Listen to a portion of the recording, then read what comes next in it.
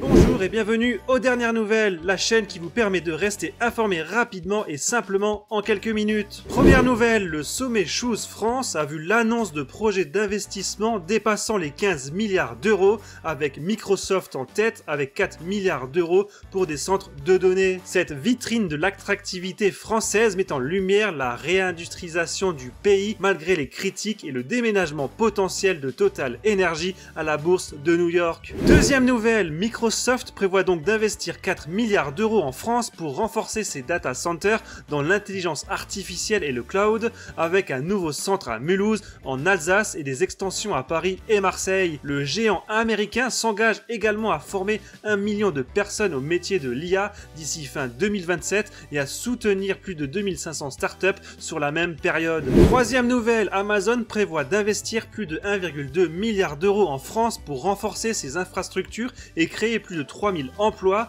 notamment dans les domaines de l'intelligence artificielle et de la logistique. Ces investissements font partie des efforts déployés pour promouvoir les investissements étrangers, avec une augmentation prévue des effectifs de 24 000 salariés en CDI d'ici la fin de l'année. Quatrième nouvelle, Sanofi va investir 1,1 milliard d'euros pour construire une nouvelle usine en France, créant ainsi plus de 500 emplois dans le cadre de ses efforts pour renforcer ses capacités de production de médicaments sur le territoire national. Ces investissements contribuera à la souveraineté sanitaire du pays, selon la présidente de Sanofi France. Cinquième nouvelle, un fourgon pénitentiaire a été attaqué au péage d'Incarville, tuant au moins 2 agents et blessant gravement 3 autres avec un détenu en fuite. Le ministère de la Justice a exprimé ses condoléances aux victimes et a annoncé le déclenchement du plan Épervier pour retrouver les coupables, tandis qu'Emmanuel Macron a dénoncé cet acte comme un choc pour nous tous, affirmant que la nation se tient aux côtés des familles des victimes. Sixième nouvelle, la Nouvelle-Calédonie a été le théâtre d'une nuit d'émeutes marquée par les tirs avec des armes de gros calibre sur les gendarmes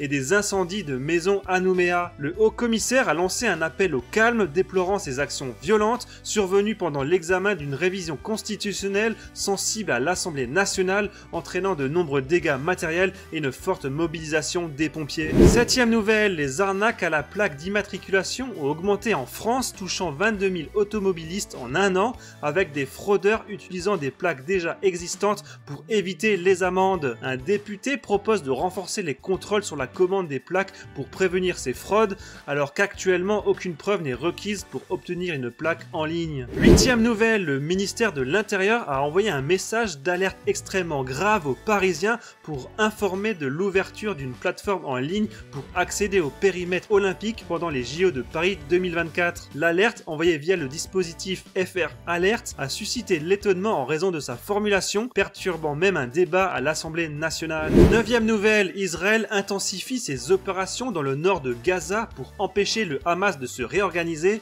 avec des ordres d'évacuation à Jabalia. Les craintes internationales se concentrent sur Rafah, au sud de Gaza, où une offensive terrestre est envisagée malgré les mises en garde contre les conséquences humanitaires désastreuses. Tandis que les États-Unis, par la voix de leur secrétaire d'État Anthony Blinken, ont averti Israël que toute offensive à Rafah ne réussirait pas à éliminer le Hamas. Blinken a souligné que les États-Unis ne soutiendraient pas une telle opération, mettant en garde contre les dommages potentiels aux civils et soulignant l'inefficacité d'une telle action pour résoudre le problème du Hamas. Dixième nouvelle, le nombre de personnes déplacées à l'intérieur de leur pays a atteint un nouveau record de près de 76 millions à la fin de 2023, principalement en raison des conflits au Soudan, à Gaza et en République démocratique du Congo, ainsi que des catastrophes naturelles. Les déplacements forcés ont augmenté rapidement, avec une hausse de 50% au cours des 5 dernières années, mettant en lumière les échecs dans la prévention des conflits et à la protection des populations touchées. Onzième nouvelle, Vladimir Poutine a limogé Sergueï Shoigu, ministre de la Défense depuis 2012, le remplaçant par Andrei Belousov, un technocrate au profil économique. Cette décision intervient après une série de critiques sur la gestion de Shoigu et vise à donner un signal fort contre la corruption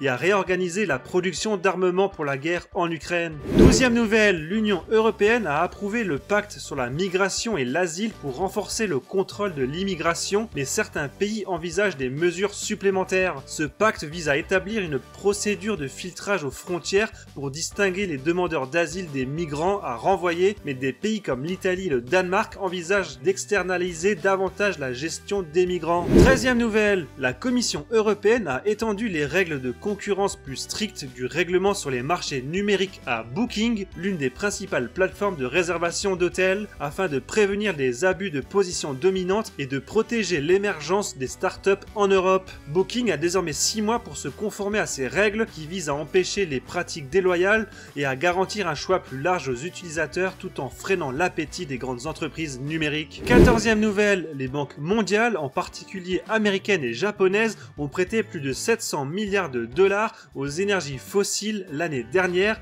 bien que ce montant ait légèrement diminué. Les appels se multiplient pour que les banques cessent de financer les combustibles fossiles et privilégiant les investissements dans des sources d'énergie durables pour lutter contre le réchauffement climatique. 15e nouvelle, la violence envers les personnes LGBT+ a augmenté en Europe au cours des 5 dernières années, constituant un signal d'alarme clair. Bien que de plus en plus de personnes ouvrent sur leur orientation sexuelle, beaucoup évitent encore les gestes d'affection en public par peur d'agression, avec des cas d'intimidation en os, notamment à l'école. 16e nouvelle, la Suisse, représentée par Nemo avec la chanson The Code, a remporté l'Eurovision, tandis que Slimane et la France se sont classés 4e avec Mon Amour, malgré une compétition marquée par des controverses, notamment sur la participation d'Israël en pleine guerre dans la bande de Gaza. Nemo a exprimé sa tristesse face au contexte tendu du concours, entouré d'un important dispositif de sécurité et de manifestations pro-palestiniennes.